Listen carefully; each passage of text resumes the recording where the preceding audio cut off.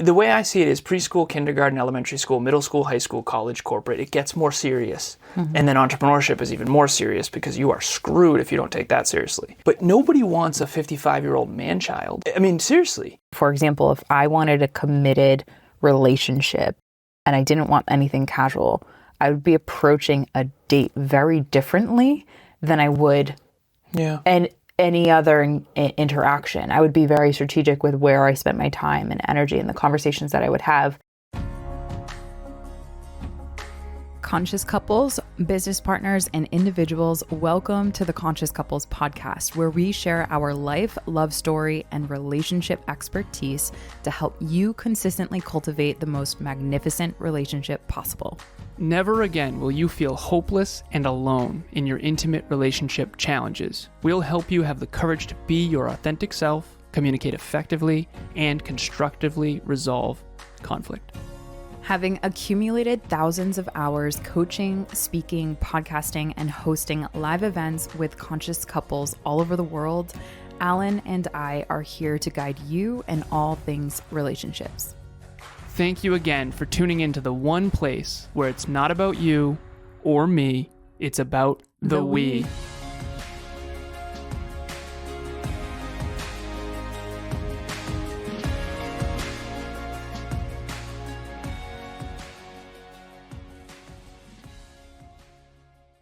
Conscious couples and individuals, welcome back to another episode of the Conscious Couples podcast. Today we have episode 220, the difference between a casual and a committed relationship. Before we jump into this episode, I want to remind everyone why we are here: to improve your intimate relationship from the inside out. Sweetheart, ladies first, what is your intention?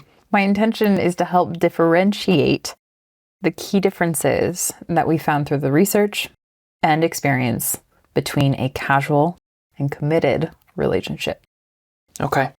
So we did a Relationship Talks virtual event on Zoom last week, last Thursday. Thank you. Hell of a showing, actually. That was really nice. Awesome. That was good. So for those of you who didn't come, how dare you? Missed out. Yeah. For those of you who did, thank you. I'm being playful. But so we used Mrs. Doubtfire. So this was a film from 1993. And it's a film that I saw as a child on VHS tape. And I hadn't seen it in decades, 20 years, something like that. Yeah. It's hilarious. That movie was funny. The one scene with the frosting of the cake falling into the tea. You and I were dying. Full belly laughs. Yeah. That was awesome. Yeah. But one of the things that I reprocessed as an adult, because last time I saw it I was a child, is the villain in the story is the female character. So let me set the stage here for a second. So it's the son's birthday. They have 3 kids. They're married. They've been married for 14 years. And the son and 2 daughters get out of school and they go to see their dad. And their dad is Robin Williams, R.I.P. And the dad is this really funny, he's like a really loving dad, but he's really funny and fun, but not super serious. And the son says, "It's my birthday, and you know we can't throw a party." Mom said no parties. And he's like, "What Mom doesn't know won't hurt." And then there's this scene where the mom gets home, the woman in the relationship gets home, and there's zoo animals, and there's a scene where they're dancing on the table. There's a kid swinging from a chandelier. At the event, we showed 3 clips, and this is one of the ones you showed, which was just anxiety. Chaos. Yeah, absolute fucking chaos. And they get divorced. And she said, "That's it. Enough is enough." In the event, Emilia chose 3 clips, challenges, that kind of thing. But Emilia and I wanted to wrap this in a bow and give to the listeners what the takeaway was. So a couple takeaways that I have, first and foremost, to set the stage here. Number 1, as a kid, I probably thought she was the villain. Yeah. It's like he was just trying to have fun, right? Yeah. She was the party pooper. And this time, I'm 37 years old, and I'm going, he's the villain. Oh my You irresponsible fuck. I'm kidding. But seriously, what the hell are we doing with zoo animals in the city, right? And so it's interesting how the fun, playful one is your hero when you're a kid. Yeah. But you actually when you become an adult, you start to respect the more conscientious leader who is taking responsibility. Yep. And I think that that's a really powerful growth journey. And we want to talk about that because that's the difference between a casual relationship and a committed relationship. One more thing. So in the movie, she says, I used to think Daniel dresses up as Mrs. Doubtfire, and they're having a conversation about Daniel, and it's Daniel dressed up as an old lady.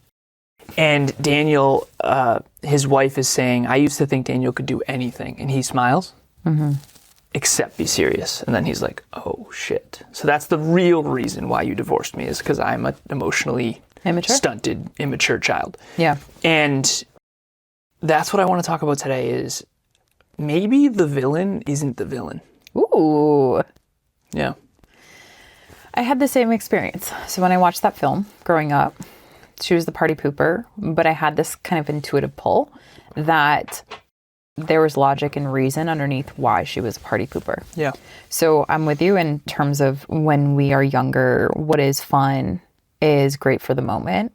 However, it does nothing for our future. And if you really think about that film, what the mom and what ultimately Mrs. Doubtfire was doing was making sure that the kids were set up for success for the future. So better grades, they're doing better in every area of their life. And that was because there was a emotionally mature, wise presence in the household that was responsible, predictable, and really sweet. And so the difference between a casual and committed relationship, it starts in a very simple manner, where there is levity and playfulness. And all couples want to have a degree of playfulness. I mean, that's a very common language throughout couples. And that's one thing, if you go to like a couples therapist or whatnot, they'll emphasize how important it is to have a degree of playfulness. And you and I have even talked about that in this show of like whenever there isn't singing in our household or a degree of playfulness in the week. Suppression. Yeah. It means that something's off. Exactly. However, life is a serious game. Exactly. And I told you this on the way to the gym earlier. I think there's 3 areas we all have to master in life: personal development, professional development, and social development. Social development is interacting with other people, being playful and humorous, communicating effectively. Personal development is physical, mental, emotional, and spiritual. That's the inner game, developing yourself. And then professional development is conscientiousness, skills, resume, cover letter, job interview stuff. She represents the professional development archetype. He represents the social development. And I remember when I was in my early 20s, I met a woman named Courtney.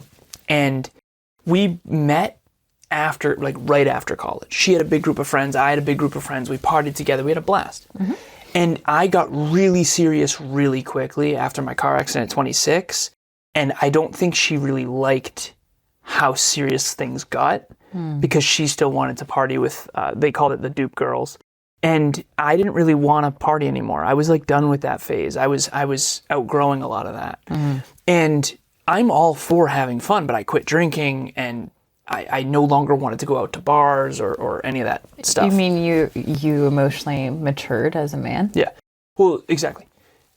Right. So, which is what, and I'm just sharing that for anyone listening, like that's what Robin Williams' character didn't do. He didn't emotionally mature or develop or really take all those different buckets and actually get serious about developing them. Yeah. I mean, there was different jobs that essentially he took for granted, and he wasn't a responsible human. He didn't have a career. Approaching them. Not at all. He didn't really have a career. And then he was not Pierce focused on the long Brosnan's term. character comes in, James Bond, because Pierce Brosnan was James Bond back then. And he's like this studly, wealthy London accent, the whole nine, has everything. And so he's the opposite of... Yeah. And it's a really funny film. If you haven't watched it in a long time, I highly recommend it. I never told you this, but I was going on dates with a woman in my mid-20s. And she said, I'm not ready to be with someone like you. And I remember being like, what do you mean? She's like, you really have your shit together. Because at that point I was making almost $200,000 a year. I had a whole career and a resume. I didn't realize, and again, I don't want to make this about me, but I need this to be clear. I didn't realize how much I overdid the professional development. Yeah. And not overdid, because I think it's important. But when I met Kev, he's like, dude, I don't think I even know anyone with a LinkedIn. I was like, brother, he said this to me, I kid you not. Kev, I know if you're listening, it is what it is. He said, I don't think I've ever even met an engineer. Are you fucking kidding me? I know hundreds of engineers, but I didn't realize that he's from a different world where that sort of corporate engineering setting, Cognex was all engineers. But anyways, back to the point Well, here I want is- to tie this in. The engineers would be villainized in a circle like Yes. that because everyone's taking life day It's by day. so serious. No one's taking it seriously. There's no dance between playfulness and actually long-term strategic thinking. And so a group like that would villainize an engineer because they're taking life too seriously. They're Yeah. too tight ass for whatever. Like I've heard that 1,000 times too.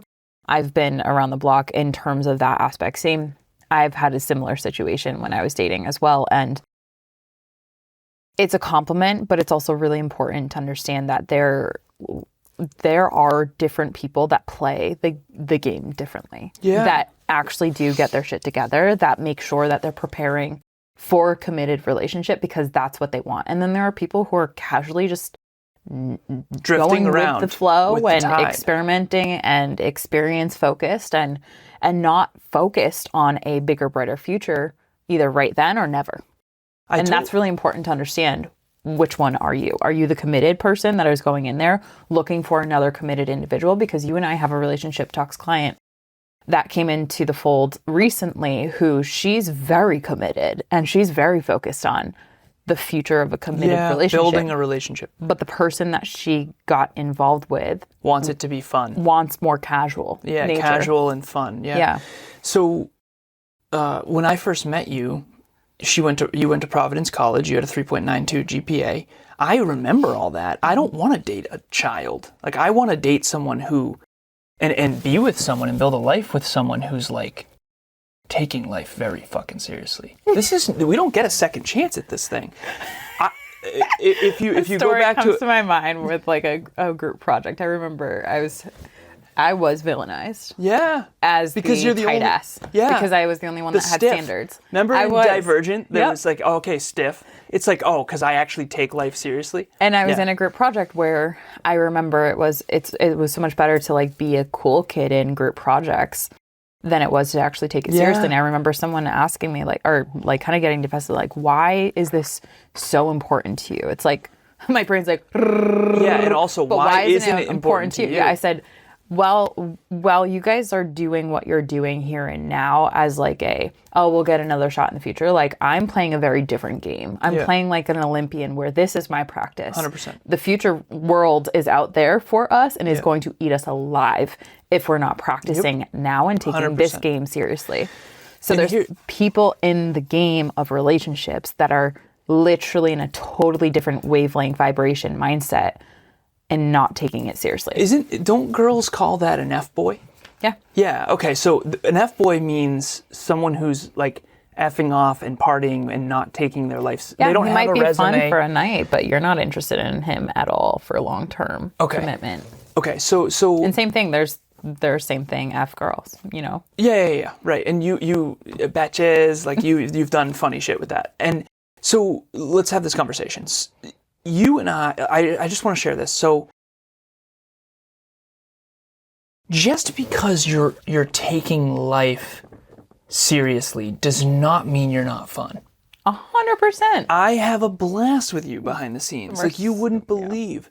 And you're supposed to build a career and a future. You don't have to do anything, but we did an episode probably 3 or 4 ago where we used Little Prince, and it's like the second of the minute, the minute of the hour of the day of the week of the year of the quarter, or the year of the decade. It's overswinging in terms of a level of serious to some people, but to other people who are very serious and dialed the hell in, that's actually like something that would warrant respect. Yep. So in Mrs. Doubtfire, she is the conscientious, professionally developed adult who earns the income and builds the family and makes sure their homework is done on time. Yeah. And he is the fun, playful one. Mm-hmm. My first takeaway for all the listeners is you can be both, but the order matters. Syntax matters. See, Emilia is serious first, playful second. Mm-hmm. I am serious first, playful second. I have been in relationships in the past where I remember thinking like, And I don't want to say a relationship because we were just dating, but I remember sizing her up and looking at her future. And you, I don't know if you even know who I'm talking about. I honestly don't think you do because I didn't end up dating her long term. But I remember thinking like, no, you like aren't even building anything yet. So again, and people would say, oh, that's so judgy. Yo. Well, there's a credit score history, and that ends up impacting your future ability to do anything in this world. I know. And that's just one example. Like, you guys are tying your decisions, and every decision that you make has an impact on each other. And I think that anyone that wants to pretend otherwise, you're just ignorant. Yeah, and you and I are going to get villainized in this episode, and that's okay. That's okay. If you don't want to achieve your goals and dreams, you don't have to listen to a word we're saying. But nobody wants a 55-year-old man-child. No. Right? I mean, seriously. So life's coming for you. And it's coming quick, so build now. Yeah. I remember when I turned 30. I love that. I decided I will never play a short-term game again on anything. Mm-hmm. And I have a new client that's about to onboard, potentially. And I'm going to tell him straight up, I said, if you aren't trying to play a long game and you don't really want to invest in this, I'm not even interested. Yeah. And the same goes for anyone Relationship Talks coaching. Like Conscious Couples podcast, Relationship Talks events, and Relationship Talks coaching, we take this work very seriously. We're playful, we make jokes, but like 10 out of 10 commitment from the get. We haven't missed an event in 59 events. I know. Our 59th event is coming up. So you want to know the difference between a casual and committed relationship is one of them is taken very seriously. It's a different tone. Mm-hmm. It's a different level of tenacity and commitment. It's a different level of seriousness. And if you get in a tiff or have a challenging moment, it's taken seriously. Yeah. If you say, hey, Alan, I'm not really liking the way this is going, I'm going to take that seriously versus, oh, she's just nagging. Like that's horseshit. Yeah. And I want to encourage everyone. I think the world is alarmingly more on the fun, playful end and needs more seriousness, particularly in the 21st century, because a lot of people are experiencing a lot of abundance that was created from past generations. Whereas the generation ahead of the millennials had to build a lot of that themselves and or baby boomers. So at the end of the day, what is the takeaway for me? It's figure out where you are on this. Are you professional development first and conscientiousness first and serious first and then playful second? Or are you playful first, seriousness second? And then size this up for your partner as well, because most likely you and I are very rare in both being serious first, playful second. From what I've seen in the couples that we've coached, there's always one partner who is way more fun and funny and another partner who is kind of like the pain in the ass. And to that, what I also have seen, and which is why we chose Mrs. Doubtfire as the exemplary movie for this, is and the Miranda, who's the character of the mom that gets villainized. She had a moment when they were having tea. This was in the second clip that we showed at the Relationship Talks event, where she said, Daniel wasn't serious. She was talking about that. And she's like, but let's be real, I was seriousness for all of us. And she sipped her tea kind of in that, like, she got pushed into an overdevelopment of seriousness at the expense of her playfulness. Yeah. And you even hear her kids observing that, like, mom's not happy anymore. Like, we never hear her laugh. And so the kids are sensitive to this. So a casual relationship will be okay with someone else getting pushed into a corner of having to develop and overdevelop their level of seriousness, their level of necessity, their long-term strategic thinking. They're going to be okay with that. Well, imagine I started going to the bar, hanging out with my boys, getting in Final Fantasy leagues, going to play flag football on the weekends, and fluffing off work and sloughing off the gym and not taking my health seriously. All of a sudden, Emilia would have to take responsibility for everything. I would say have a blast. No, real quick. No, you wouldn't. And I'm going to go do my own exactly. thing. Okay, so, but let's have this conversation. But for sure. Real quick, let's have this conversation. Yeah. So imagine I did that. You would feel like you either have to leave me or that you have to take all the responsibility for the future. As a CEO of my company, we have a 24-person team. I've sat down with Kev and said, brother, I need you to also take some responsibility because as the CEO, it's ultimately my responsibility to make sure I'm the bad cop. I'm the villain. I'm the pain in the ass. I'm the, hey, Deadlines. Yeah. We got to do Deadlines, actual work in order to Yeah. actually achieve anything. Exactly. And so I know a lot of women out there, they feel like they're taking on the cognitive load to compensate for their own partner's Robin Williams, quote unquote. So because I think a lot of men think it's like, I don't know, it thinks it's a good thing to be like playful and funny all the time and to be one of the boys. And maybe that's cool with the boys, but I wonder if they know the downside in their relationship. Because if your female counterpart has to take on all the structure and masculine energy and become the nag, I think that happens. Like, the guy rarely sits there and goes, "Oh, she's nagging me because I'm a man-child." No. But if he did, he'd be much better off, because Robin Williams transforms in this movie and is suddenly has the necessity and the goals to see his kids, and all of a sudden he cooks and he cleans and he's responsible and he tucks in his shirt and I think that's just such a traditional path where man meets woman, woman falls in love with playful, fun, funny man, and then realizes this is a terrible idea. The woman leaves the man because he didn't grow up. Then the man grows up and actually takes on responsibility. And again, obviously it's not always men and women. Sometimes it's men and men, sometimes it's women and women. But in every relationship, there is someone who's more professional and someone who's more fun. Always. And I think that it's important to identify which. I'm with you. To that end, I want to link this to what people might be seeing around their social media. This is being identified as a low effort relationship. Okay. When someone is emotionally immature and therefore not putting in more effort, quote unquote. Yeah. So that's the modern term, where if you're in a low effort relationship, that means you're taking on more cognitive load. You're likely the more emotionally mature person, and you are struggling to feel appreciated by your partner. And the reason is because you're ready for commitment and your partner's wanting casual relationships. Well, we used to talk about the 3 phases, the infatuation stage, the power struggle stage, and then the commitment stage. And I think that it depends on your age, but it depends on your level of maturity and what you really want. I think that everyone needs to identify for themselves which stage they're in, and then what would you recommend?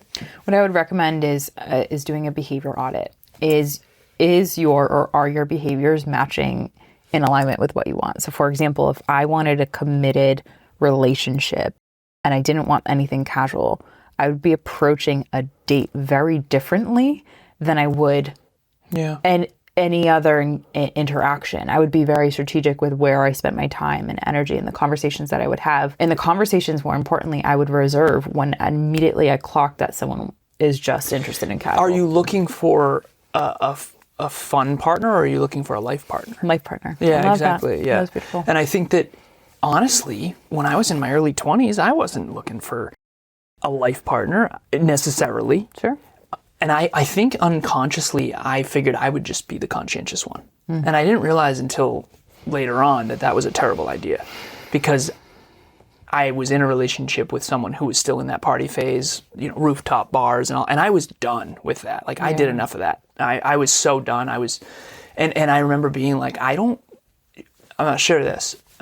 She was partying and she was like playing Beirut at 1 a.m. with a couple guys and all this stuff. And she didn't think I was that fun because I was so goal-oriented. And I literally told her this. I said, I would love to see you date those guys and realize what they're really like, because you're going to see the underbelly of that. That's going to be terrible. Can you imagine trying to build a life with these fucking idiots?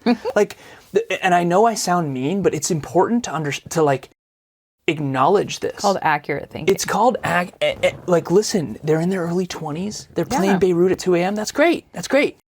You're 31, right? And at the time, I think she was 29. But you need to take life seriously. And I think that when you're in your teens, when you're a kid, nothing's serious. It's awesome. Life is good. Cool. Teens, a little more serious. Early 20s, a little more serious. Now it's college. All right. The way I see it is preschool, kindergarten, elementary school, middle school, high school, college, corporate. It gets more serious. And then entrepreneurship is even more serious, because you are screwed if you don't take that seriously. And so I'm 37, you're 31. If you're out there watching or listening, how seriously do you take life? Allen version 3.7 takes life much more seriously than Allen version 2.7 and much more seriously than Allen version 1.7. But at the end of the day, it's a serious game and you got to play the long game. Yeah. And I find people who want just a casual relationship, they eventually wake up to the fact that it is not actually what they want long term. What they have wanted long term is commitment, but that's actually what they fear. So it's a whole nother episode, a whole nother conversation. And more often than not, getting someone that is serious in your corner is going to help you either attract or deepen that commitment in the relationship that you do want for those who are serious thinkers, who do also want to make sure playfulness is a part of the equation. What do you think? That's where conscious couples are. I know we got to jump. So what do you think people, women fall for? And I'll do one for men and we'll get out of here. Fall for? Yeah, like, give me an example of something that's really attractive in a man at first that eventually becomes terrible. So she really loved his sense of humor. Yeah. But she eventually realized he can't take anything seriously. Yeah. And with women, it's one of the things that I think is we often fall for is she loves really nice places. And it's like, oh, you have this standard of living that you can't personally afford. So now I'm going to have to take on the financial responsibility to keep that affordability, because reality TV shows like hot air balloons as a first date overlooking Italy and that kind of thing. So like one thing that I thought in the past was like a green flag that actually is a red flag, I know we got to go, is she would watch The Bachelorette and she'd watch these reality TV shows. And later on I realized, oh, she wants that to be her life and that's not real. Mm-hmm. And I didn't realize that you're like turning 30 and you're still watching this stuff that's just fantasy and not real. So that was one for me. Yeah, that's where I would love to do an episode about how your influences impact your level of casualness or commitment, because ultimately, if you have time to watch a show, you also have time to build a life that is like that. Nice. So anywho, with that being said, I love this episode. I thought it was really important to talk about. You didn't give us one for men. You actually named it, The Sense of Humor. Okay. Yeah. So the sense of humor is really endearing at first. I would actually like put it in charisma. Like the charisma is really nice, but then when you realize like that's actually an overcompensation for a deep insecurity, that there's never a moment of seriousness or like just depth, accuracy, truth. Like, yeah, that it's like, okay, you can be charismatic all you want, but like you can't have a serious conversation with me at all. Yeah. It's like fresh paint over rotten wood. Yeah. Okay, we got to get out of here. So how casual or committed is your relationship? What are you going to do about it? That's up to you. Yes. We have a Relationship Talks virtual event, co-creating deep emotional intimacy in your relationship, which is definitely on par if you do feel like your relationship is a little too casual and not committed. Co-creating deep emotional intimacy in your relationship. We also have Relationship Talks coaching. Anything you want to add before we go? One of my favorite things that we do, and the ROI is insane. That's all I'll say. Love it. Thank you all so much. We'll talk to you next time. And as always, it's not about you or me. It's about the we. Bye, everyone. Thanks for joining us for another episode of the Conscious Couples podcast. We love connecting with the Conscious Couples community, so please check the show notes to connect with us and say hello on social media. If you and your partner resonated with this episode, please leave us a 5-star review at the link in the show notes and share this with someone you love. Until next time, it's not about you or me, it's about the we. We'll talk to you next time.